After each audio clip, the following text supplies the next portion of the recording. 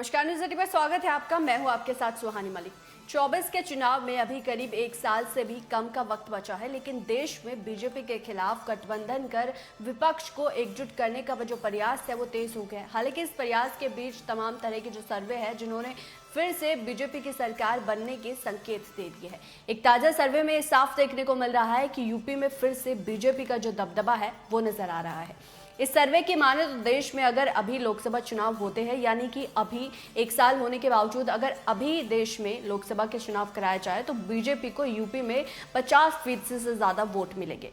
सर्वे के आंकड़े पर अगर गौर करें तो बीजेपी को राज्य में 50% वोट मिलने की बात की गई। इसके अलावा दूसरे नंबर पर फिर से समाजवादी पार्टी है, यानी कि सपा को इस सर्वे में लगभग 30% वोट मिलते नजर आ रहे हैं। वहीं अगर हम बीएसपी की बात करें तो बीएसपी का जो वोट शेयर है वो कम होता हुआ नजर आ रहा है। इस सर्वे में बीएसपी को केवल 6.90% वोट मिलने की बात कही गई है।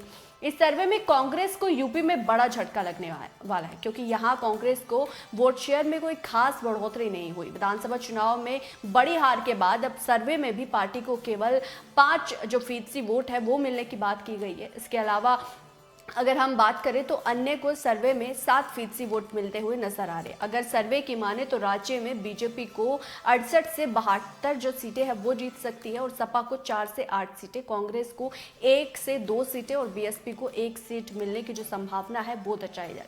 वहीं अन्य के खाते में 3 से 4 सीट जो जाने की संभावना है वो जताई गई है। बता दें कि लोकसभा चुनाव को लेकर तमाम जो सर्वे है वो बीते दिनों से सामने आ रहे हैं। अगर हम 19 की बात करें तो बीजेपी को कड़ी टक्कर देने के लिए प्रदेश की 2 सबसे बड़ी सियासी अदावत वाली पार्टी यानी कि सपा बसपा ने हाथ मिला लिया था। शायद ये किसी ने सोचा नहीं होगा कि मायावती और अखिलेश कभी एक साथ एक मंच पर आएंगे, लेकिन 19 में ऐसा हुआ।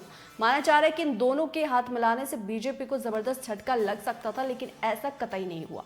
यूपी में बीजेपी की ऐसी आंधी चली कि गठबंधन हवा हो गया। वहीं कांग्रेस का तो बुरा हाल था।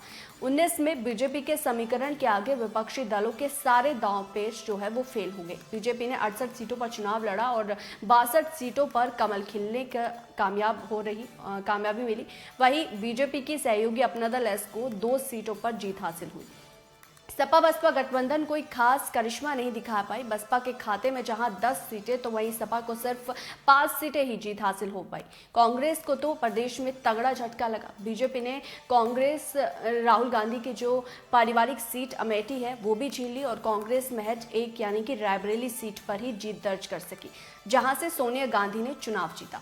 ज्यादातर सीटों पर कांग्रेस मुकाबले में भी दिखाई नहीं दी। समाजवादी पार्टी ने जिन 5 सीटों पर जीत हासिल की थी वो है मैनपुरी, रामपुर, आजमगढ़, संभल, मुरादाबाद। इनमें से आजमगढ़ और रामपुर सीट से अखिलेश यादव और आजम खान के इस्तीफे के बाद उपचुनाव में बीजेपी के खाते में ये भी दोनों सीटें चली गई। वहीं मुलायम सिंह यादव के निधन के बाद सपा की डिंपल यादव मैनपुरी सीट को बचाने में कामयाब रही और मैनपुरी सीट से जो है वो सपा के खाते में आई। बहरहाल इस सर्वे ने विपक्ष की टेंशन जरूर बढ़ा दी है। इस सर्वे पर आपकी क्या राय है, आप क्या समझते हैं, वो कमेंट बॉक्स में जरूर बताएगा। फिलहाल इस खास पेशकश में इतना ही। मुझे दीजिए इजाजत।